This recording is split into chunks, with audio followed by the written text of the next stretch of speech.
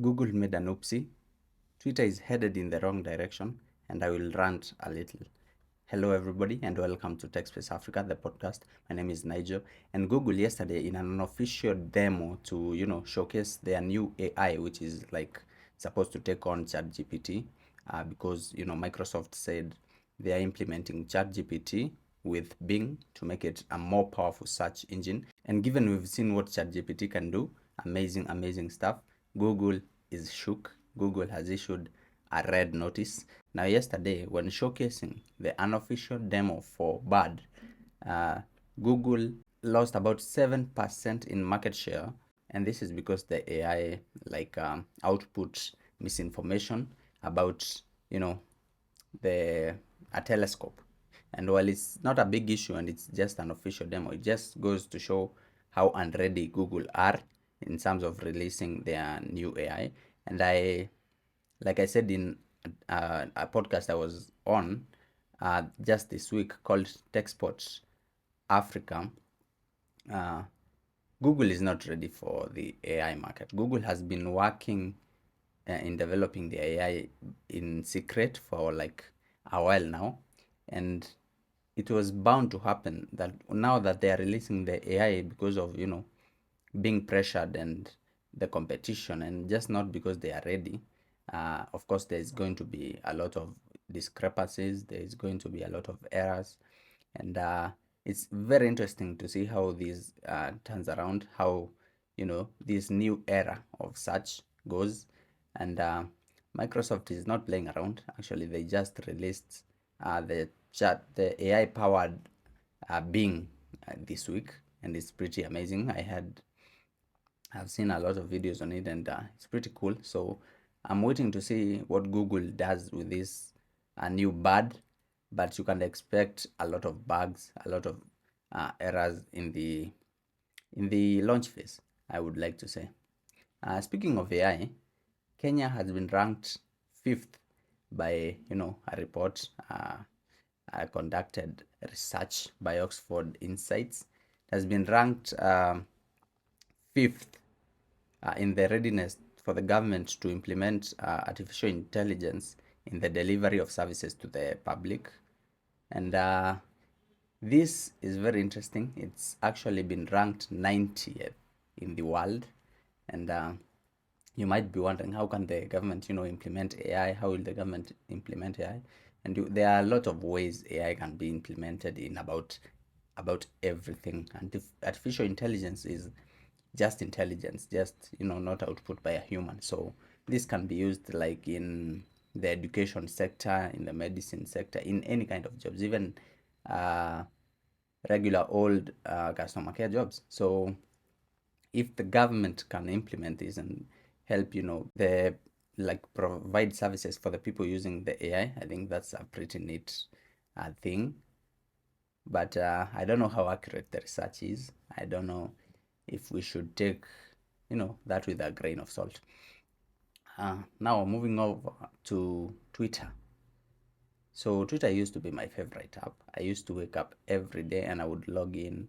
I would banter people there. I would watch a lot of funny clips, memes, read a lot of tweets, from everywhere.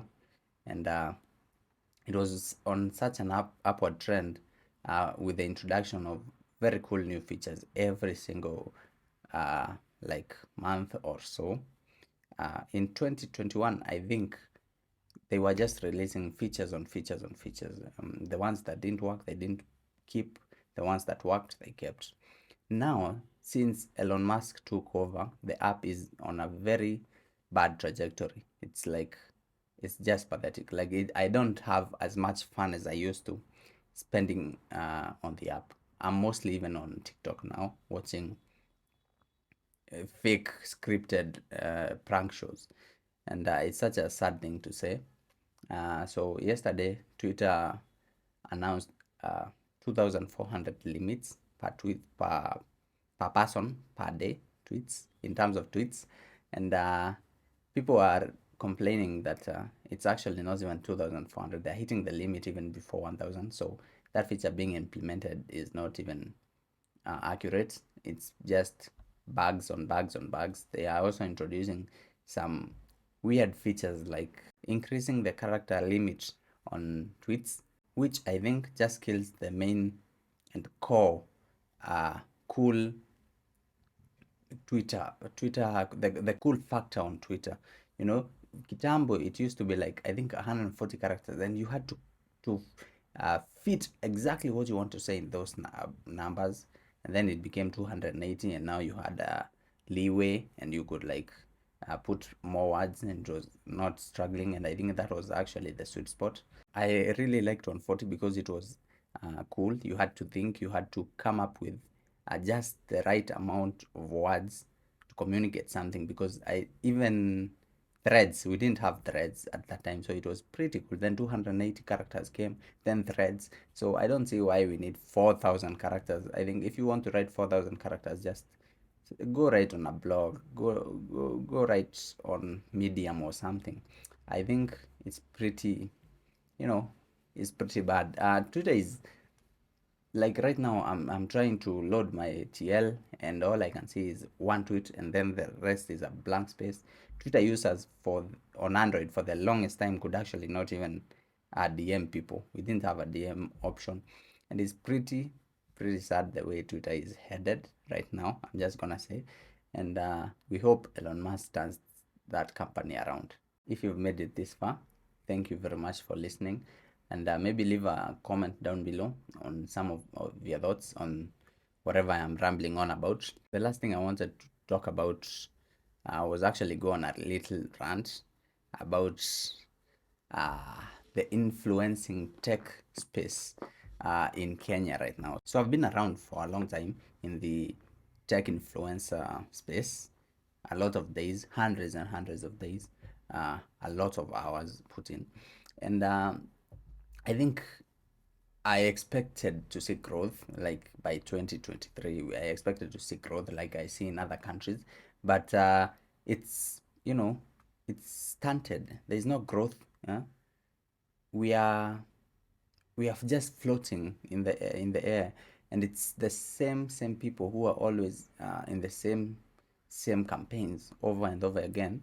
And I'm not saying they are bad people, but I've been in the space ever since like a couple of years back when Samsung were like launching their devices, and they had someone like Caroline Mutoko say like two 12 megapixel cameras make 24 back then. So I've been around for a while, and I've been seeing and expecting to see growth, but that is not the case. I think still the Kenyan brands are taking uh, the wrong approach in selling, in terms of online marketing, in terms of digital marketing, in terms of selling their devices online to the people online on this digital age.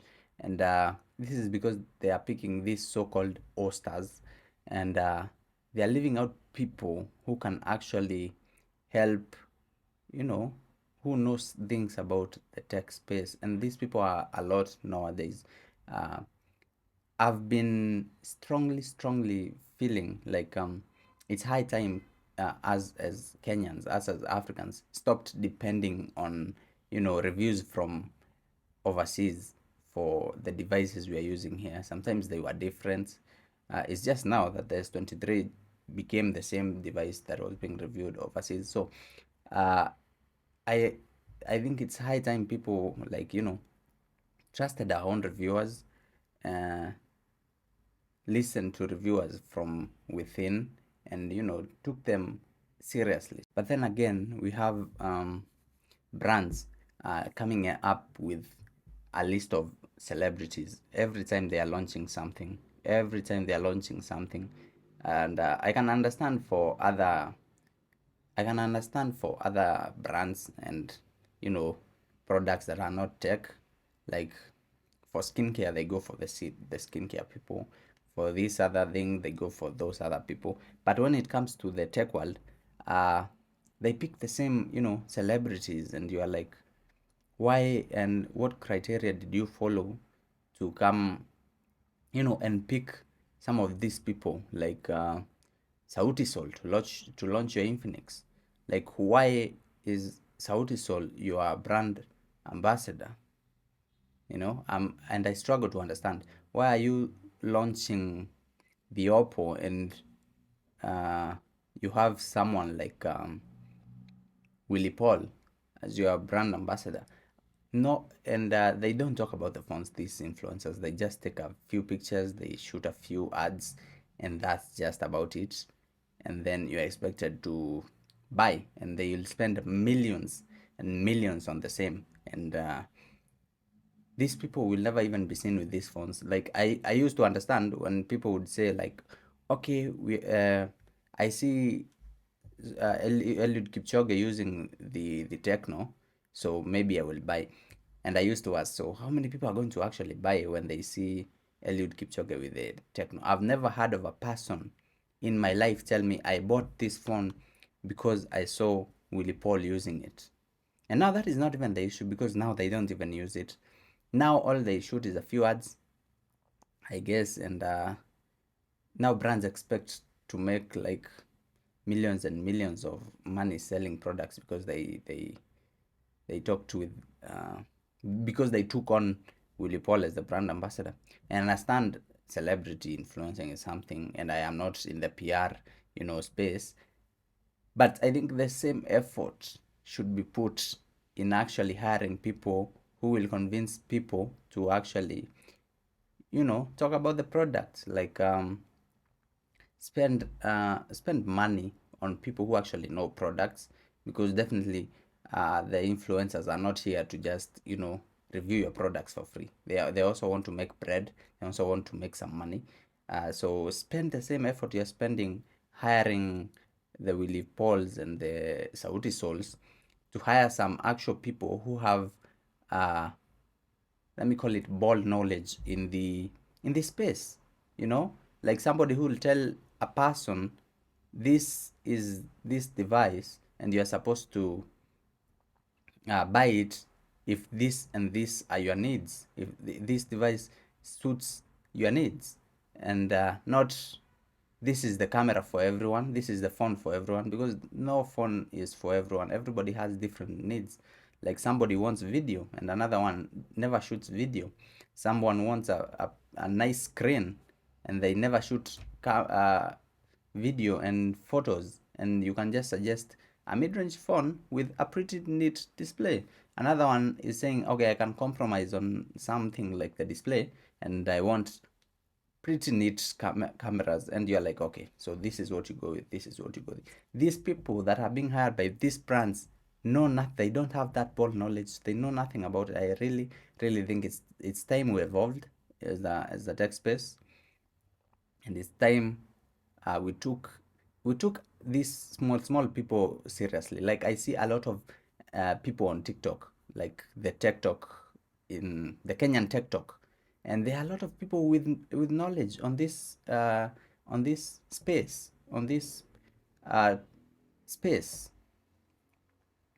So I think brands should like take it seriously, you know, invest in people who actually will sell your products to, people who actually need your devices. So the last thing I'm going to talk about is are tech reviews honest? So I've talked about how I think brands should take us seriously, like tech reviewers and whatnot, and give us and invest in us, yeah. So I'm now going to come back to the influencer side, and I'm going to look at it from the consumer person, and I'm going to think, okay, if you're being paid to make these reviews, and if you're being paid to make these reviews, how should I trust you? Are they honest? Yeah? When you tell me to buy you that Techno Phantom X2, and you're like, but you've been paid to tell me that. Why should I trust you? So are tech reviews honest?